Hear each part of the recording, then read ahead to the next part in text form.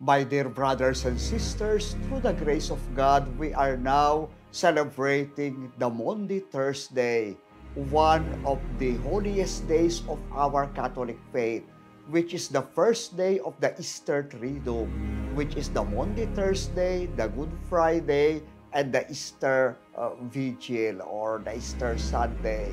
So these are considered the holiest days of our Christian faith because through the Paschal Triduum, we remember the passion or the suffering of the Lord Jesus, His death on the cross, and at the same time, His victory over sin and death through His resurrection. The term Maundy, Thursday, came from the Latin mandatum, which means commands by the Lord Jesus for us to love each other, which He has given during the Last Supper. The Lord Jesus commanded us to love each other the way He loved us. He offered His life and His body and blood for our sake, for our redemption, and for our salvation. And so therefore, we as His disciples, we must also love and serve each other with love and peace of the Lord. The Maundy Thursday, even though it is at the heart of the Holy Week, is quite different. It is because instead of wearing purple vestments, our priests, our bishops, and of course our Pope, all the ministers of the church and the entire church is wearing white. And at the same time, the Mass is being celebrated with the singing of the Gloria and the ringing of the bells. Why is this so? Well, first and foremost, because Maundy Thursday is very holy and very important. Number one, because it is on Maundy Thursday, we remember the Last Supper of the Lord. And on that Last Supper, the Lord Jesus gave us two wonderful sacraments of the church. He instituted right there and then two sacraments of the church. Number one is the sacrament of the Holy Eucharist. And He did that by taking an unleavened bread, with grape wine in the chalice, and declared before the apostles, "This is my body, this is my blood." By that powerful divine word and actions of Jesus, He transformed that bread and wine into His Eucharistic body and blood, so that the Lord Jesus is present among us until today through the sacrament of the Holy Eucharist. And every Holy Mass, we partake of the body of the Lord by partaking the Holy Eucharist. The second sacrament instituted by the Lord Jesus is the sacrament of priesthood. Because according to the letter to the Hebrews, the Lord Jesus is the eternal high priest of the new covenant. And His priesthood is according to the order of Melchizedek. You are a priest forever according to the priesthood of Melchizedek. And then according to Genesis chapter 14, the priesthood of Melchizedek was characterized by offering bread and wine before God. The high priest Melchizedek of the Old Testament offered bread and wine. So Jesus exercised His priesthood according to the order of Melchizedek during that Last Supper, when He consecrated and offered the bread and wine into His body and blood. And when He commanded the apostles, "Do this in remembrance of me," He ordained them, He consecrated them, transformed them into the first priests and bishops of the Catholic Church.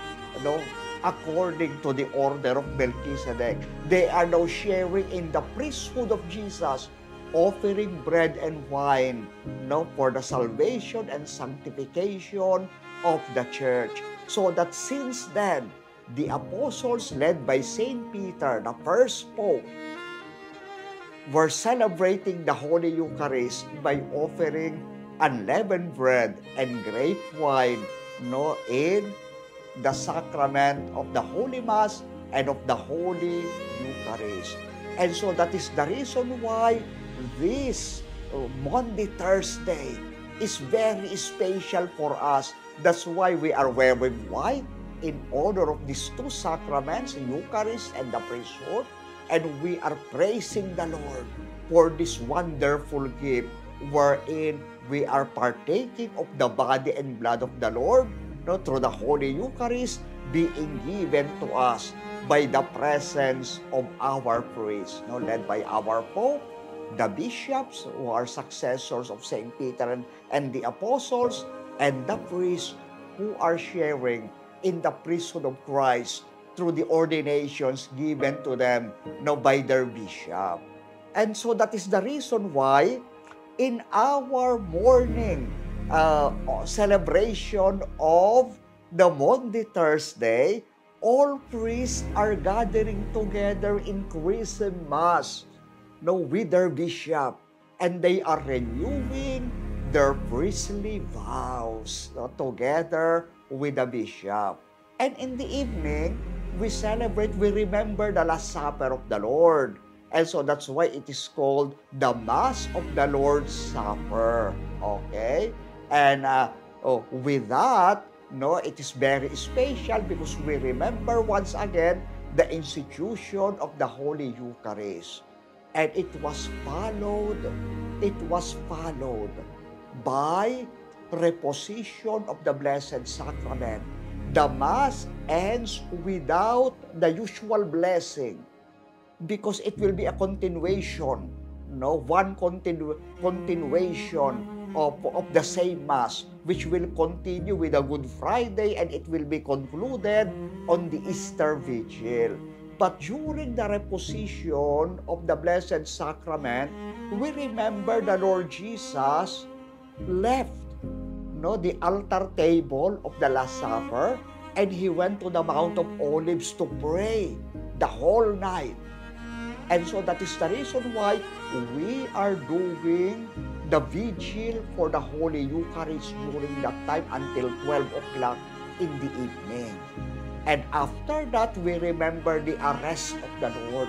So we close the reposition of the Blessed Sacrament to remember that the Lord disappeared from our eyes because he was arrested and imprisoned. And the following day, we will continue the celebration with the veneration of the cross, because during that time we will remember the crucifixion and death of our Lord. And so, my dear brothers and sisters, as we celebrate today the Maundy Thursday, let us all give thanks to the Lord. And at the same time, let us pray for our Holy Father, the Pope, the bishops, and our priests. And let us pray for the gift of more priestly vocations. And let us pray that our Holy Father, the Pope, the bishops, and the priests will be faithful to their priestly vows. They will be able to serve the Lord with humility, with simplicity, with responsibility and dedication, and with fidelity to the Lord, with holiness of life. And at the same time, my dear brothers and sisters, let us give thanks to the Lord for the gift of the Holy Eucharist. Let us love the Holy Eucharist.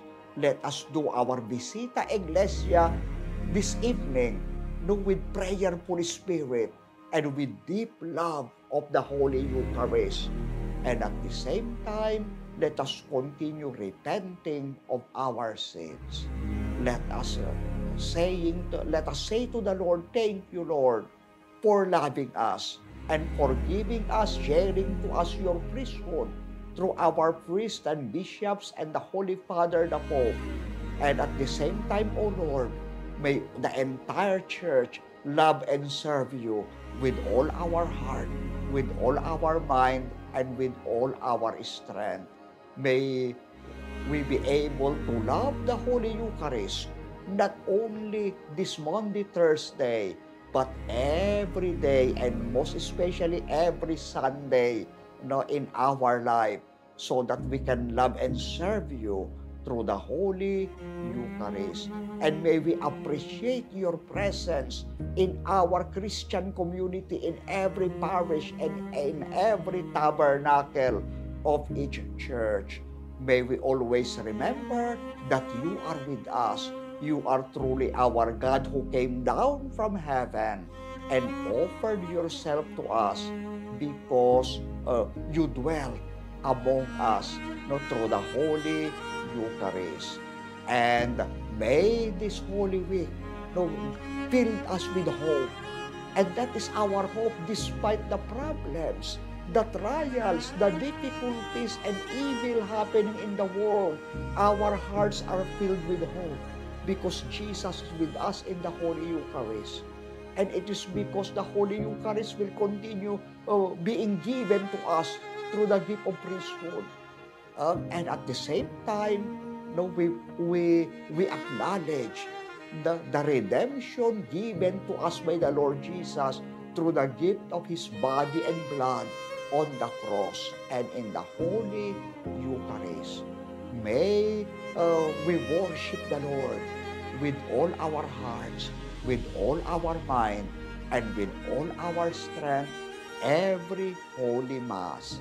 Let every Holy Mass be considered as our first and only encounter with the Lord who suffered and died for us and who has risen from the dead for our salvation. I wish you all a blessed, a grace-filled, and a joyful celebration of Monday, Thursday, and the entire Holy Week with our hearts filled with joy and gratitude and hope. God bless you all.